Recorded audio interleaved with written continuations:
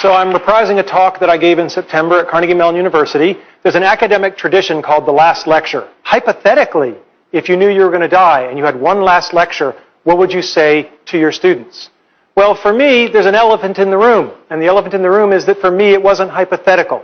I've been fighting pancreatic cancer. It has now come back after surgery, chemotherapy, and radiation. And the doctors tell me there's nothing more to do and I have months to live. These are my most recent CT scans. The pancreatic cancer has spread to my liver. There are approximately a dozen tumors. I don't like this. I have 3 little kids. Let's be clear. This stinks.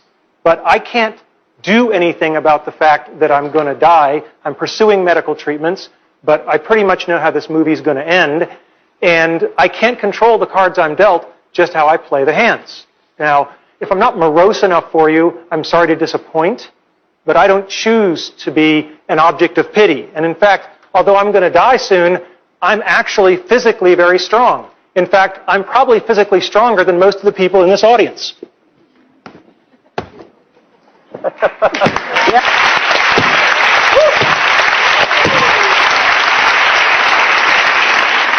So, today's talk is not about death.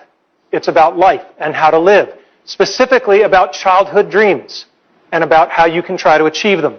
My childhood dreams, your childhood dreams. As a child, I had an incredibly happy childhood. I went back and rated the photo album, and I couldn't find any places where I wasn't smiling. Right? I just had a great childhood. And I was dreaming, always dreaming. It was an easy time to dream. When you turn on your television set and men are landing on the moon, anything is possible. And we should never lose that spirit. So what were my childhood dreams? Being in the National Football League. This is one of the childhood dreams I didn't achieve. All right? And it's very important to know that if you don't achieve your dreams, you can still get a lot by trying for it. There's an expression I love, experience is what you get when you don't get what you wanted. Now, I played Little League football for a long time, and I had a phenomenal coach, Coach Jim Graham, and he was old school. When I was at a practice, he rode me all practice. You know, you're doing it wrong, go back, do it again. You're sloughing off, you owe me push-ups. Just for 2 hours, it was relentless. And after practice, one of the assistant coaches came up to me and he said, yeah, Coach Graham rode you pretty hard. And I said, yeah. And he said, that's a good thing, because it means he cares. When you're doing a bad job and nobody points it out to you, that's when they've given up on you. And that's something that's really stuck with me, is when somebody is going to ride you for 2 hours, they're doing that because they care to make you better. So, next dream, Walt Disney Imagineering. When I was 8, my family took the pilgrimage to Disneyland in California. And it was this incredible experience, the rides and the shows and the attractions and everything. And I said, gosh, I'd like to make stuff like that when I get older. So I graduated from college and I tried to become an Imagineer. These are the people who make the magic. And I got a lovely rejection letter. And then I tried again after graduate school. And I've kept all of these rejection letters over the years. They're very inspirational. But then the darndest thing happened. You know, I worked hard, and I became a junior faculty member, and I specialized in doing certain kinds of research. That's me. And I developed a skill that was valuable to Disney, and I got a chance to go there, and I was part of an Imagineering team, and we worked on something called Aladdin's Magic Carpet Ride. And it was incredibly cool. However, it took me over 15 years to do it, and lots of tries. And what I learned from that is that the brick walls that are in our way are there for a reason. They are not there to keep us out. They are there to give us a way to show how much we want it. If you're going to have childhood dreams, I recommend you have good parents. I lucked out. I have great parents. This is my mother on her 70th birthday. I am the blur in the back. I have just been lapped. This is my father on his 80th birthday. There is this notion of have fun all the time. Have a sense of fun and wonder. That should never go away. All right? My dad, what an incredible guy. He fought in World War II. He was clearly part of the greatest generation. Sadly, my dad passed away a little over a year ago. And when my mother was going through his things, that was when she discovered that in World War II, he was awarded the Bronze Star for Valor. In 50 years of marriage, it had just never come up. There's a real lesson in humility that I can learn from my father there. Now, my mother. Mothers are people who love you even when you pull their hair. And this was the kind of relationship I had with my mother.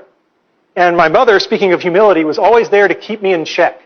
When I was going through graduate school and I was taking really hard examinations, I was home pretty much complaining and whining about how hard these PhD tests were.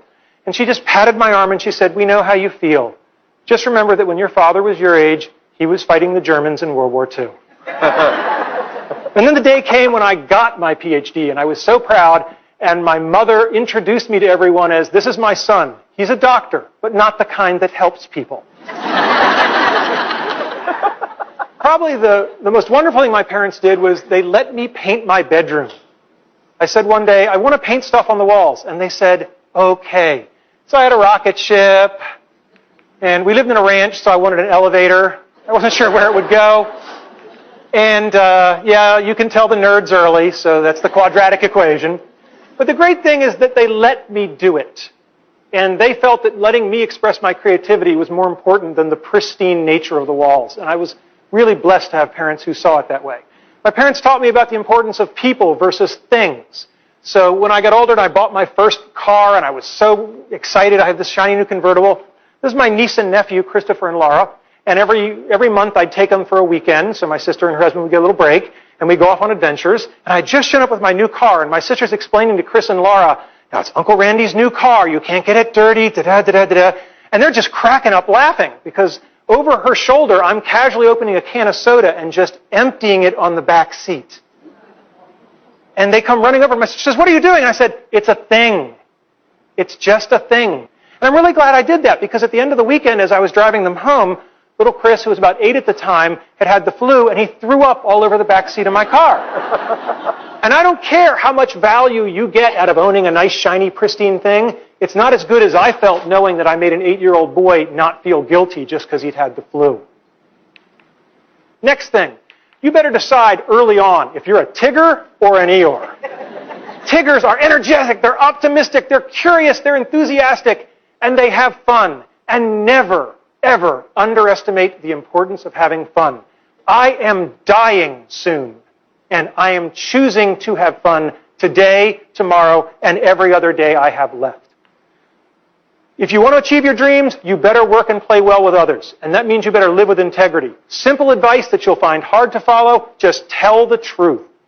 Second thing, when you screw up, apologize. There are a lot of bad apologies in America. A good apology has 3 parts.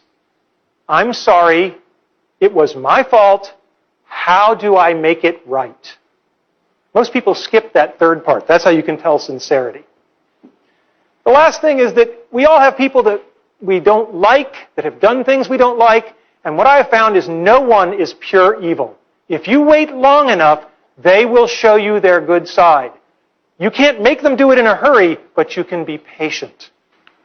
Show gratitude. When I got tenure as a young faculty member, there were about 15 young kids who'd been working in my research lab. I took them all down to Disney World for a week on my nickel. And one of my colleagues said, "This must have cost you an arm and a leg. How could you do it?" I said, "These kids just worked day and night for years so that I could get the best job in the world for life. How could I not do it?" I mean, gratitude is a very simple thing, and it's a very powerful thing. And lastly, I don't think complaining and whining really solves the problem. This is Jackie Robinson, first black major leaguer, had it in his contract not to complain if people spit on him. All right? Now, I don't care if you're Jackie Robinson or if you're a guy like me who's only got a couple of months to live. You can choose to take your finite time and energy and effort, and you can spend it complaining, or you can spend it playing the game hard, which is probably going to be more helpful to you in the long run. Now, I told you this is part of the lecture series at Carnegie Mellon University, and it's important for you to know why I gave the talk. Okay?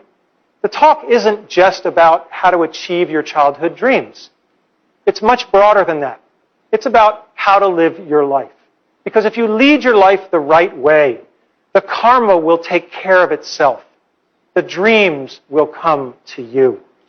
If you live properly, the dreams will come to you. I think it's great that so many people have benefited from this lecture, but the truth of the matter is that I didn't even really give it to the 400 people at Carnegie Mellon who came. I only wrote this lecture for 3 people. And when they're older, they'll watch it. Thank you.